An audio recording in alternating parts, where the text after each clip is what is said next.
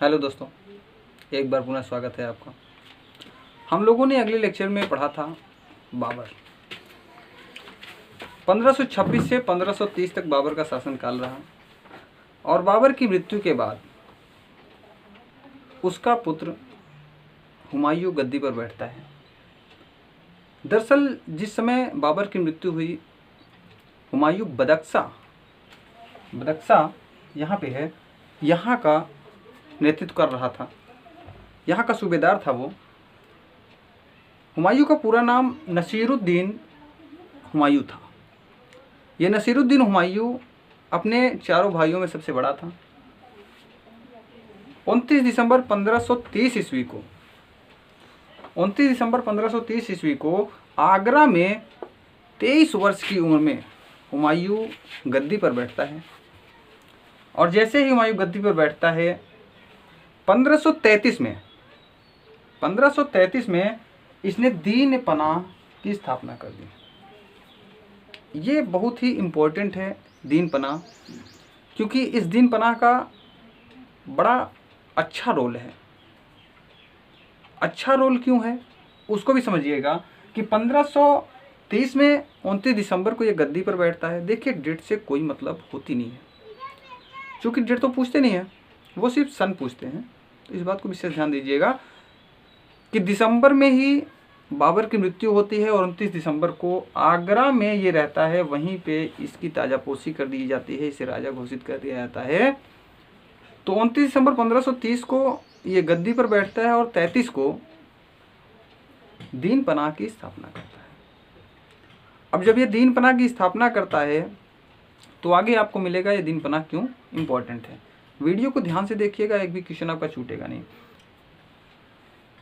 1539 में सूरी शासक, सूरवंश का जो संस्थापक है शेरशाह सूरी से इसका चौसा के युद्ध में मुकाबला होता है और दोनों सेनाएं आमने सामने हो जाती हैं। 25 जून 1539 को चौसा के युद्ध में हुमायूं पराजित हो जाता है और विजयी होता है शेरशाह सूरी। इसने हिम्मत नहीं हारी। 17 मई 1540 को, यानी कि एक साल के अंदर ही, इसने फिर से शेरशाह सूरी के ऊपर आक्रमण किया और इस बार युद्ध का मैदान बना बिलग्राम या कन्नौज। ध्यान रखिएगा, कहीं कहीं बिलग्राम लिख के आता है, कहीं कहीं कन्नौज।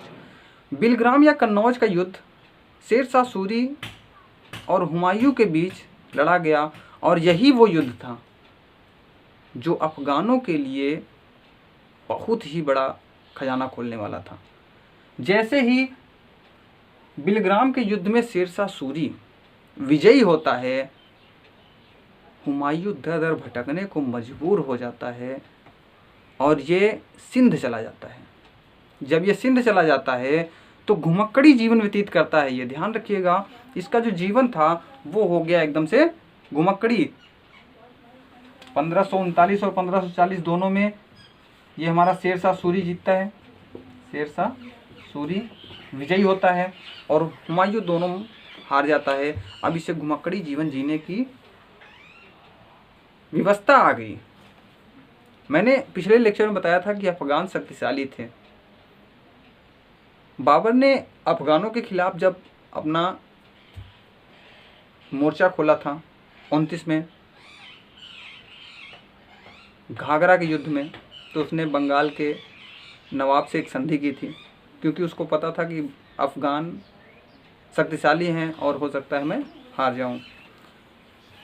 लेकिन जब शेरशाह सूरी शासक बनता है तब तक बाबर मर चुका होता है और यहीं से शेरशाह सूरी ने सूरी वंश की स्थापना कर दी। आने वाले दिनों तक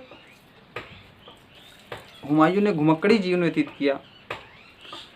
दरअसल कहानी कुछ ऐसी बनती है कि शेरशाह सूरी अपनी जो है सेना के साथ अपना राज्यकाज चला रहा है और इस 15 साल तक ये घुमक्कड़ों जैसा जीवन व्यतीत करता है। लेकिन 1541 में 29 जून 1541 को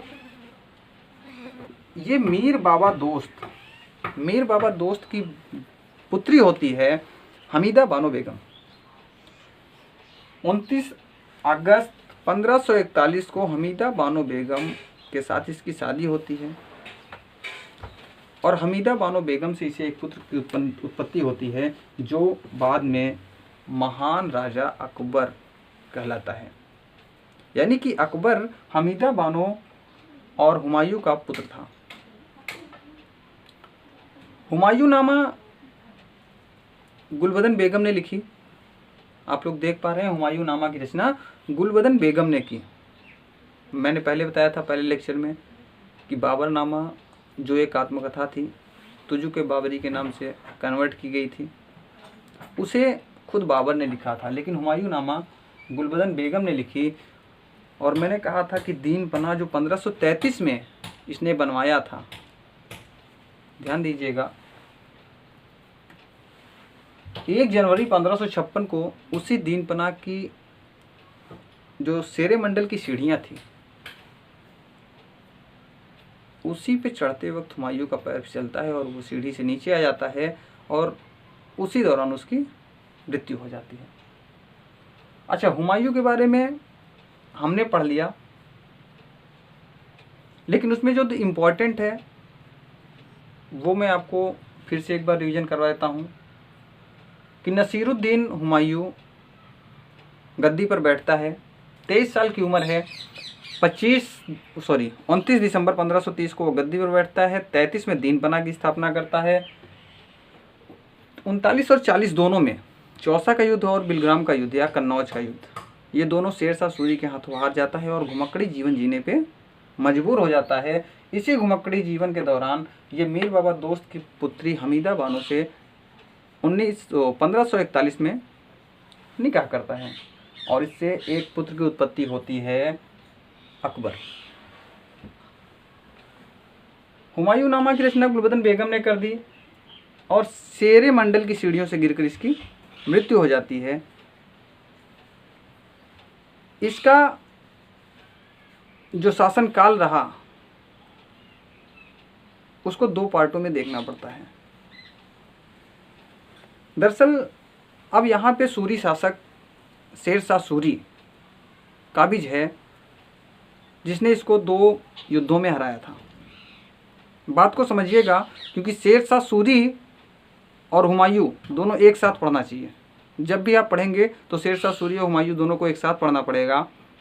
वैसे मैं अपनी अगली वीडियो केवल शेर शाह सूरी पे लेके आऊँगा, लेकिन इसमें थोड़ी सी उसकी जो पृष्ठभूमि है उसको समझिएगा आप कि शेर शाह सूरी की इसी दौरान हो जाती है मृत्यु और 15 साल के बाद 1555 में सूरी वंश का जो शासक है वो है सिकंदर सूरी।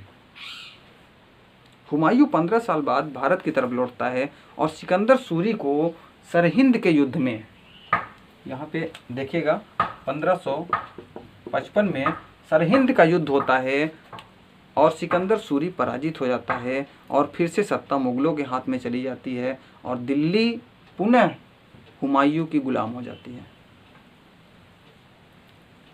4 मुख्य युद्ध हैं। 1531 में देवराई का युद्ध लड़ता है, क्रम से याद करते हैं।